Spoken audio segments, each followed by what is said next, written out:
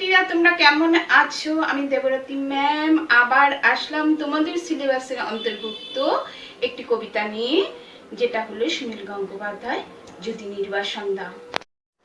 প্রথমে কবি পরিচিতিটা একটু বলে দিই। যদিও সুনীল গঙ্গোপাধ্যায় সম্পর্কে তোমাদের আইসিএসসি বোর্ডে তোমরা পরিচিত হয়েছো, তার সত্ত্বেও একটু বলে দিই, বিংশ শতাব্দীর যে সমস্ত রোমান্টিক কবিরা রয়েছে তাদের মধ্যে অন্যতম হলো সুনীল গঙ্গোপাধ্যায়। তিনি শুধু কবিতা নন, উপন্যাস, গল্প, ছোট গল্প এবং নানান ধরনের রচনা লিখে পাঠকদের নতুন নতুন অবাক করে দিয়েছে। তাকে আমরা নীললোহিত বলে ছদ্মনামে চিনি। তার গল্পগুলো হলো অরণ্যের দিনরাত্রি, সেই সময়, এগুলো হচ্ছে উল্লেখযোগ্য। এছাড়াও কবিতাগুলো হলো হঠাৎ নীরার জন্য, এই কবিতাটা, আমার স্বপ্ন, এই কাব্যগ্রন্থটি, এগুলো হচ্ছে কবির পরিচিতি। এইটুকুনি জানলেই তোমাদের হবে। আমি প্রেক্ষাপটটা একটু বলে দিই। যদি নির্বাসন দাও এর প্রেক্ষাপটটা, 71 সালে বাংলাদেশ যখন স্বাধীনতা লাভ করলো, স্বাধীন রাষ্ট্র হিসেবে লাভ করলো, কিন্তু এই স্বাধীনতা কিন্তু একদিন আসেনি। তার পিছনে আমরা দেখেছি বহু মানুষের রক্ত, বহু মানুষের দুঃখ, কষ্ট, দাঙ্গা। সেই সময়েই তিনি এই কবিতাটি রচনা করেছেন। তাই আমি কবিতার মধ্যে দুটো আমরা বিপরীতমুখী দেখব। একটা হচ্ছে প্রকৃতির রূপ, আরেকটা হচ্ছে মানুষের দুঃখ, কষ্ট, হিংসা, দেশ, এইগুলো।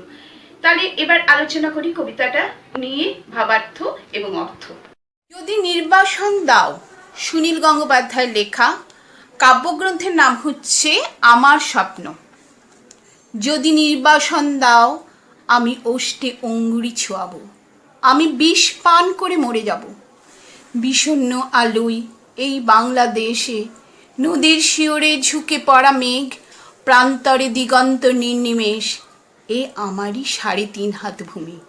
যদি নির্বাসন দাও, আমি ওষ্ঠে অঙ্গুরি ছোঁয়াবো, আমি বিষ পান করে মরে যাব। বাংলাদেশকে ভীষণভাবে ভালোবাসেন কবি, তাই আবেগ ভরে বলেছেন, এই বাংলাদেশ থেকে, এই জন্মভূমি থেকে যদি তাকে কোনো দিন নির্বাসিত হতে হয়, তাহলে সেই নির্বাসন হবে তার কাছে মৃত্যুর মতো। তিনি অঙ্গুরি ছোঁয়াবেন ঠোঁটে, অর্থাৎ অঙ্গুরি ছোঁয়াবেন ঠোঁটে বলতে বুঝিয়েছেন যে আঙ্গুলের যে আংটির মধ্যে যে বিষ থাকে, যে বিষ পান করে তিনি মৃত্যু বরণ করবেন। অঙ্গুরির মধ্যে বিষ থাকা মানে হচ্ছে কি, আগেকার দিনে আমরা দেখতাম রাজাদের আমলে বা রানীরা শত্রুপক্ষ থেকে হাত থেকে বাঁচবার জন্য সে আংটির মধ্যে বিষ লুকিয়ে রাখত এবং শত্রুপক্ষ থেকে হাত থেকে বাঁচবার জন্য সে বিষ পান করে মরে যেত। সেরকম কথাই তিনি বলেছেন। বিষণ্ণ আলোয় বাংলাদেশ নদীর শিওরে ঝুঁকে পড়া মেঘ বলতে কি বুঝিয়েছেন?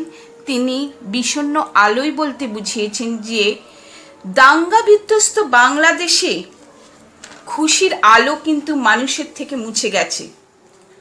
এসেছে কি একটা ম্লান আলো, তার মন খারাপের আলো। তবুও প্রকৃতির রূপ কিন্তু একটুও বিচ্যুত হয়নি। মেঘেরা যেন নদীর কাছে এসে ঝুঁকে পড়েছে একটু গল্প করার ছলে।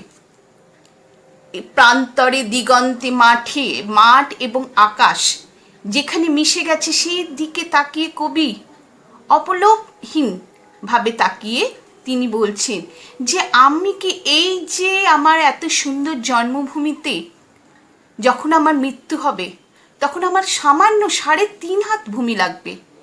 এখানেই আমি মরতে চাই। আমাকে নির্বাসন দিও না। নির্বাসন দিলে কিন্তু আমি সঙ্গে সঙ্গে বিষ পান করে মরে যাব। সঙ্গে সঙ্গে তোমরা অর্থগুলোও দেখো। নির্বাসন কথার অর্থ হলো স্বদেশ বা স্বগৃহ থেকে বহিষ্কার করা। অঙ্গুরি মানে আংটি, বিষণ্ণ মানে ম্লান, শিওরে মানে নিকটে, প্রান্তরে মানে মাঠে, দিগন্ত মানে দিকের সীমা, অর্থাৎ কি দূর থেকে দেখলে যেন মনে হচ্ছে আকাশ ও মাঠ একসঙ্গে মিশে গেছে। নির্নিমেষ মানে হচ্ছে পলকহীন বা এক পলকে তাকিয়ে থাকা। ধান খেতে চাপ চাপ রক্ত, এইখানে ঝরেছিল মানুষের ঘাম। এখনো স্নানের আগে কেউ কেউ করে থাকে নদীকে প্রণাম। এখনো নদীর বুকে মোচায় খোলায় ঘোরে লুটেরা ফেরারি। শহরে বন্দরে এত অগ্নিবৃষ্টি, বৃষ্টিতে চিক্কন, তবু এক একটি অপরূপ ভোর। বাজারে ক্রূরতা, গ্রামে রণহিংসা, বাতাবি লেবুর কাছে জোনাকির ঝিকমিক খেলা। ধান খেতে চাপচাপ রক্ত বলতে এখানে কি বুঝিয়েছে? যে ধান ক্ষেত অর্থাৎ কি শস্য শ্যামলা বাংলাদেশের প্রকৃতির রূপ হচ্ছে অসামান্য। ধান ক্ষেত বলতে এখানে বুঝিয়েছে যে মানুষ কত কষ্ট করে ফসল ফলায় ঘাম ঝরিয়ে, কিন্তু এখন অর্থাৎ ৭১ সালে যখন বাংলাদেশ স্বাধীন হয়েছিল তখনই কি হয়েছিল? সেই ধান ক্ষেতে ছড়িয়ে পড়েছিল বিপ্লবীদের রক্ত চারিদিকে।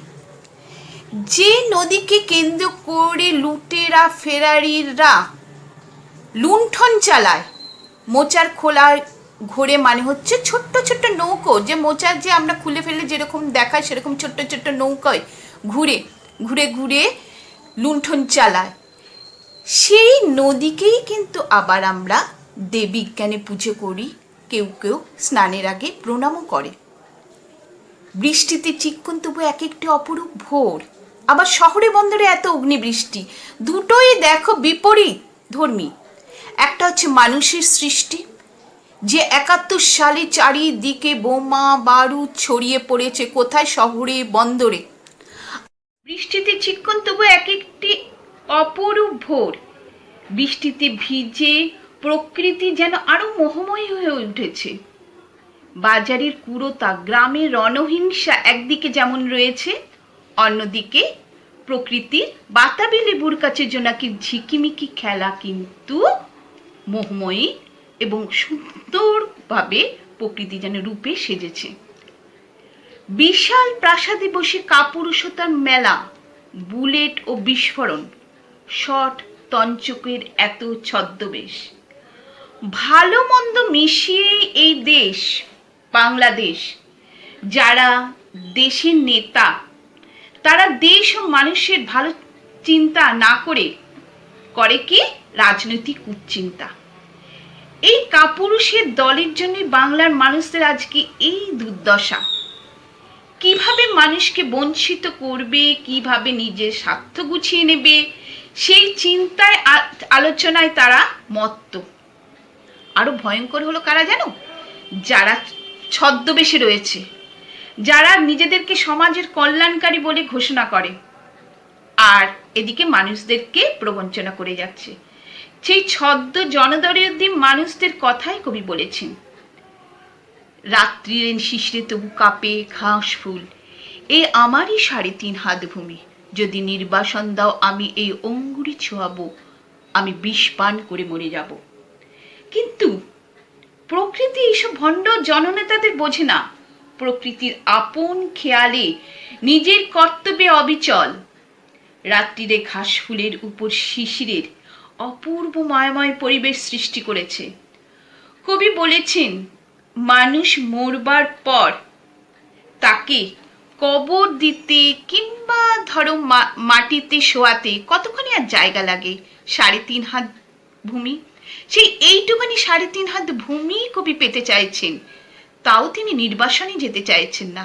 কারণ নির্বাসন হলো কবির কাছে মৃত্যুর মতন। তাহলে নির্বাসন যাওয়ার আগে তিনি বিষ পান করে মরে যাবেন। অর্থগুলো আরেকবার বলে দিই। অগ্নিবৃষ্টি হচ্ছে বন্দুকের গুলি বা বারুদ, চিক্কন মসৃণ, ক্রূরতা হচ্ছে নিষ্ঠুরতা, রণ হচ্ছে যুদ্ধ, শট হচ্ছে প্রতারক। পরের স্ট্যাঞ্জার বা লাস্ট স্ট্যাঞ্জার আমি বলে দিই। কুয়াশার মধ্যে এক শিশু যায় ভোরের স্কুলে, নিথর দিঘির পাড়ে বসে আছে বক। আমি কি ভুলেছি সব স্মৃতি, তুমি এত প্রতারক? আমি কি দেখিনি কোনো মন্থর বিকেলে শিমুল তুলোর ওড়াউড়ি? মশির ঘাড়ের মতো পরিশ্রমী মানুষের পাশে শিউলি ফুলের মতো বালিকার হাসি। নিইনি কি খেজুর রসের ঘ্রাণ? শুনিনি কি দুপুরে চিলের তীক্ষ্ণ স্বর, বিষণ্ণ আলোয় এই বাংলাদেশ, এ আমারই 3.5 হাত ভূমি। শেষ পংক্তিতে বা শেষ সময় আমরা দেখছি কবি যেন এখানে নস্টালজিক হয়ে পড়েছেন। শীতের কুয়াশার মধ্যে তিনি দেখেছেন ভোরবেলা এক শিশুকে স্কুলে যেতে। এই শিশুকে দেখে তিনি মনে করেছেন তিনিই যেন সেই অতীতের শিশু। তার স্মৃতিতে ভিড় করে আসছে শান্ত দিঘির পাড়ে বসে আছে বক, কিংবা মন্থর বিকালে শিমুল তুলো চারিদিকে ছড়িয়ে পড়া। শৈশবের সব স্মৃতি কবির টাটকা, তাই তিনি বলেছেন স্মৃতি কোনো দিনই প্রতারক হয় না। আমি কি দেখিনি কোনো মন্থর বিকেলে শিমুল তুলোর ওড়াউড়ি, মোষের ঘাড়ের মতো পরিশ্রমী মানুষের পাশে শিউলি ফুলের মতো বালিকার হাসি। এইখানে দেখো, বাংলাদেশ আমরা জানি যে কৃষি প্রধান দেশ, অধিকাংশ মানুষই গরিব ও পরিশ্রমী। মোষের ঘাড়ে লাঙ্গলের জোয়াল নিয়ে বাংলাদেশের পরিশ্রমী মানুষরা জমি চাষ করে, ফসল ফলায়। আবার এই সাহসী তেজি পরিশ্রমী মানুষের পাশে শিউলি ফুলের মতো বালিকার হাসিও দেখেছেন তিনি।